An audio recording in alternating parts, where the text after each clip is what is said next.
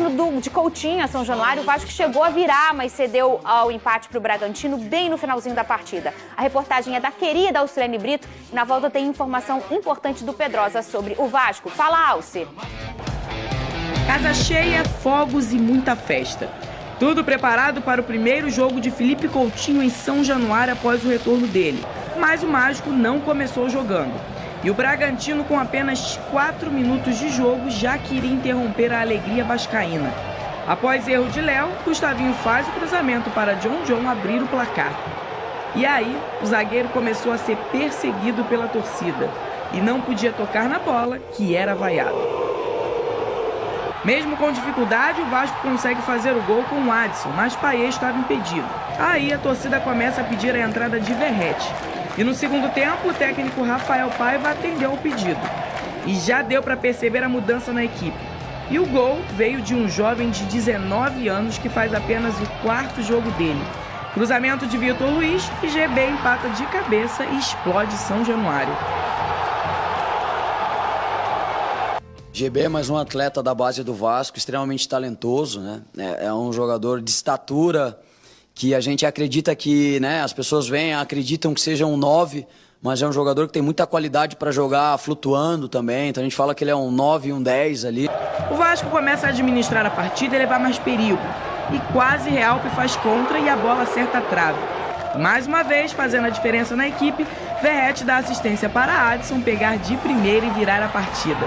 Muita festa nas arquibancadas. O Vasco toma conta do jogo e tem uma ótima chance com o Puma Rodrigues, que dá esse chutaço.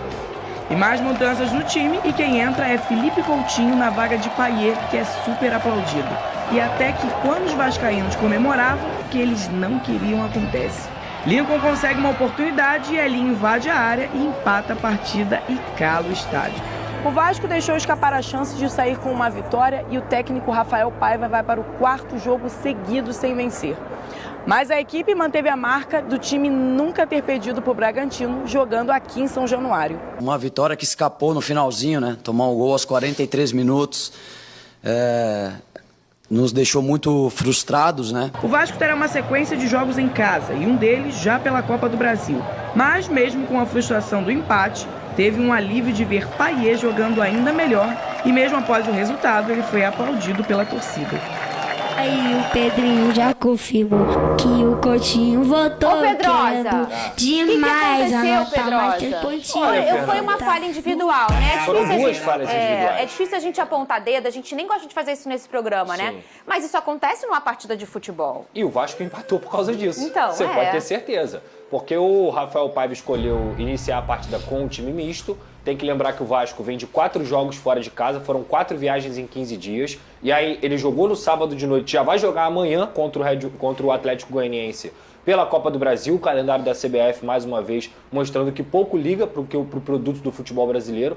Mas o ponto é que o Vasco não empatou a partida porque poupou. Muito pelo contrário, eu acho que o Vasco empatou porque tiveram 2 erros individuais claros e graves do Léo, primeiramente, com 5 minutos de jogo. Ele desmorona completamente o plano de jogo do Vasco e aí o Red Bull Bragantino consegue abrir o placar na falha do Léo. Tanto é que o Vasco, mesmo com o time misto, consegue virar para o segundo tempo e o Rafael Paiva consegue consertar o quê? Ele coloca o Verratti junto com o GB como 2 atacantes de referência, faz um 4-4-2 porque ele abre o Adson na direita, o Adson inclusive jogou demais, foi o melhor da partida, e abre o Payet na esquerda. Na esquerda no primeiro tempo, não só defensivamente, mas também ofensivamente, foi um setor nulo. Nem o Vitor Luiz, nem o Léo fizeram boas partidas defensivamente e ofensivamente, e aí no segundo tempo, quando o Payet cai por ali, sai a jogada onde o Vitor Luiz consegue dar assistência com o passe do Payet, ele dá assistência para o GB e o Vasco empata a partida. Logo depois, pela direita, equilibrando o time, o Puma Rodrigues aciona o Verratti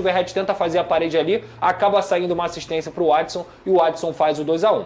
A partir desse momento, Fernanda, era um jogo controlado. O Vasco tinha que ter controlado o jogo com a bola no pé, tinha que ter um pouco mais de controle dentro de São Januário e foi completamente ao contrário. A sensação que eu tive é que o time que jogou muito no segundo tempo, depois do gol da virada, parou de jogar. Por quê? Obviamente, você pensa nas substituições, ele tirou o Payet, que tinha uma minutagem também pré-estabelecida, e ele decidiu o jogo, jogou demais também o Payet, só que depois entra o Felipe Coutinho, não consegue dar tanta consistência, mas a principal culpa para mim foi do Zé Gabriel. O Zé Gabriel entra no jogo no lugar do Hugo Moura. O Hugo Moura estava fazendo uma partida excelente, conseguindo proteger a entrada da área, era um jogador que estava fazendo uma baita de uma partida. Entra o Zé Gabriel para continuar com essa consistência, o Elinho também entra na partida.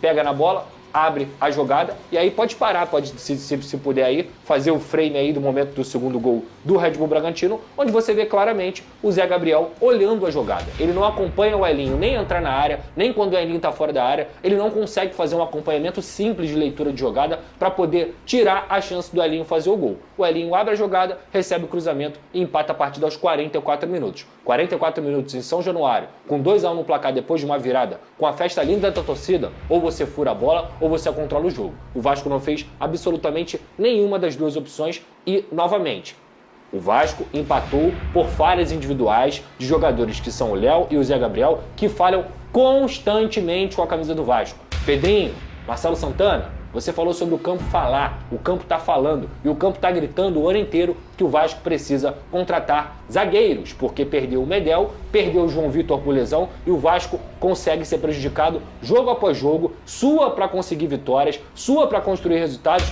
e entrega esses resultados facilmente lá na defesa, porque não tem zagueiro de nível do Vasco da Gama. Pedrinho, acorda. O Vasco vai perder pontos e pode até perder classificações por conta dessa lacuna que a diretoria tem deixado. Olha aqui, depois você tem essa música. Acorda, Pedrinho, que hoje tem campeonato. Já eu quero que você fale a informação importante, tá? Daqui a pouco. Pedrosa, tem informação? Tem. Segundo a TNT Esportes, o Felipe Coutinho teve uma lesão constatada no músculo posterior da coxa. Eu procurei o Vasco, que ainda não me deu um posicionamento, ainda não divulgou nenhum boletim, disse que está aguardando o resultado dos exames, mas enfim, segundo a TNT Esportes, o Coutinho fica fora dessa partida contra o Atlético Goianiense. E aí, galera? Essas foram as fortes declarações do jornalista U Pedrosa, com críticas a Léo Pelé e Zé Gabriel, e a cobrança por reforços ao presidente Pedrinho. O Vasco precisa de mudanças e estamos todos de olho. Se você gostou do vídeo, não se esqueça de curtir, comentar e se inscrever no canal, para mais atualizações e análises sobre o nosso time. Vamos juntos apoiar o Vasco. Até a próxima!